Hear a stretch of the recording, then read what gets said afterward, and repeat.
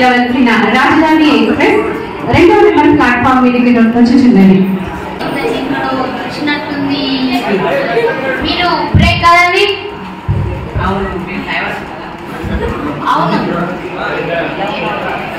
బాగున్నారా? బాగున్నావా?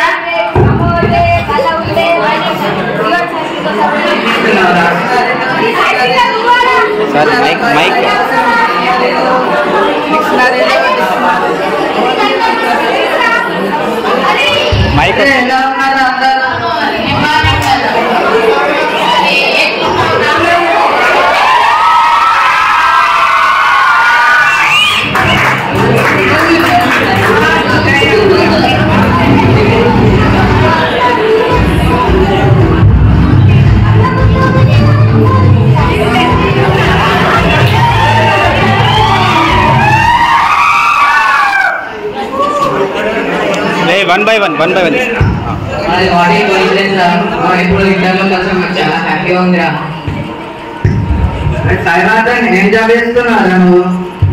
అరే నేను హైదరాబాద్ లో చిన్న బిజినెస్ చేస్తున్నాను రా. చిన్నప్పుడు నాకు మ్యాథ్స్ అంటే చాలా ఇంట్రెస్ట్ ఉండేది, కానీ నా టెన్షన్ లా వల్ల మ్యాథ్స్ ని వదిలేసాను రా.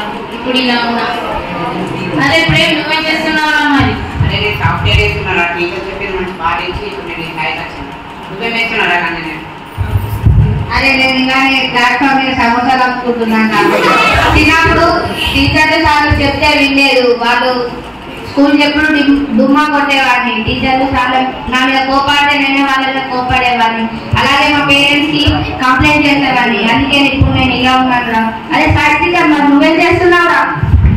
రే ఈ మధ్య సివిల్స్ లో జాబ్స్ పడ్డాయిరా, నాకు జాబ్ వచ్చి నేను జాయిన్ కావడానికి వెళ్తున్నారా.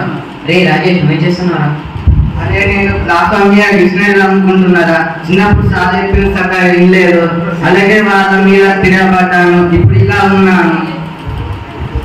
అరే మీరంటే సార్ చెప్పింది చాలా మంచిగా విన్నారు. మీరు 3D ఫాలో అయ్యారు, అందుకే మీరు చాలా బాగున్నారు. మేము అందుకే ఇలా ఉన్నాం రా.